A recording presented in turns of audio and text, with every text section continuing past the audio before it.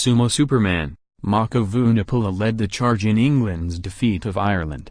Not since the passing of Sir Roger Moore has a left eyebrow done as much work as that of Mako Vunipola. As he speaks it dances, taking on a life of its own, rising and falling for added emphasis, at times mesmerizing, at others an unstoppable force. If that is what his eyebrow is like, you think, imagine trying to handle the rest of him. The same could be said of his brother, Billy, or of Courtney Lawes, the replacement who arrived in the game as if shot out of a cannon. You never know what's going to happen until someone punches you in the face, said Billy. You can plan all you want, but if you're not ready mentally and physically to stand up to that challenge. By now Mako's eyebrow would have been going berserk, but the point was well made. England gave Ireland a metaphorical bloody nose, and by fair means, not foul, bar Tom Curry's sin binning. On the day he came into the job, Eddie Jones spoke of wanting to get England playing English rugby again, and this was probably the nearest to it in his time. He has enjoyed big wins, successful tours and tournaments, but against an Ireland team that has defeated the All Blacks twice and has never lost a Six Nations game at home under Joe Schmidt, this performance was the high-water mark of Jones's reign. It was a serious statement of intent in World Cup year, too. Jones won't hear of that, with a Grand Slam to play for first, but results like this, and the timing of them, is important. In summer 2003, before traveling to the Southern Hemisphere for the World Cup in the autumn, Sir Clive Woodward took England on a mini-tour, playing New Zealand in Wellington and Australia in Melbourne. They won both matches, only the second time an England team had won in New Zealand, and the first ever Test win in Australia. That blew away any doubts that they could beat Australia on home turf, which is exactly what they had to do in the final. Jones would remember that, being Australia's coach at the time, and reminded of it even he had to concede that, in a World Cup year, some results have significance beyond their immediate sphere. What a result like this does is give you the confidence to work harder, said Jones. So in that way, yes, it's very positive. But having been involved in 3 World Cups, the only period when it is important to have the team at its best is just before the competition. We're a long way from that, and it is really hard to sustain absolutely outstanding performances for that time, because the game is so exacting. Look at what Mako Vunipola did today. He's 125 kilograms, that's big enough to be a sumo wrestler, and he's making 27 tackles, he's making 11 carries, he's scrumming, he's lifting in the line-out.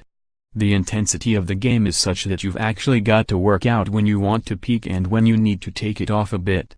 To that end, Jones claims he is only now beginning to work on England's attack, having got the rest of their play, defense and set pieces, stable.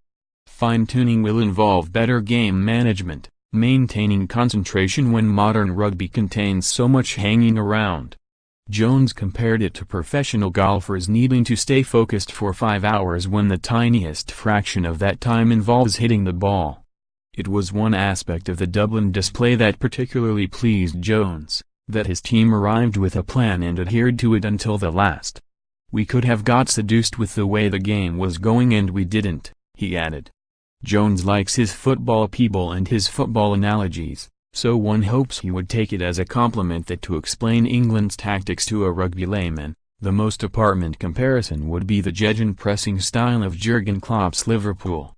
The defensive line speed was sensational, the way Liverpool can be in those periods when they swarm around opponents, when it appears they have an extra 2 in midfield. England were like that. When Lawes got on in the second half for George Crewis and immediately hit Johnny Sexton with a runaway train of a tackle, it was clear there would be no let-up. England were relentless, as Ireland have so often been. At one time referee Jerome Garces took Kyle Sinclair to task for some relentless jabber. "I'm sorry, sir," he replied, "I'm just really excited." And that was still the first half. Imagine him at the end. Maybe a spell in the wilderness under Jones has made England stronger and more rounded. Having experienced the highs, a Grand Slam in his first year, a whitewash sequence of tour wins in Australia, they have had to deal with the low of a 5th-place finish in the Six Nations. Maybe the fall was necessary for them to emerge, cleansed, on the other side. Perhaps it helped to be the underdogs on Saturday. After so many accusations of arrogance, to arrive in Dublin as write-offs, with Ireland's sponsors Volkswagen offering trade-ins on broken chariots might have been a release.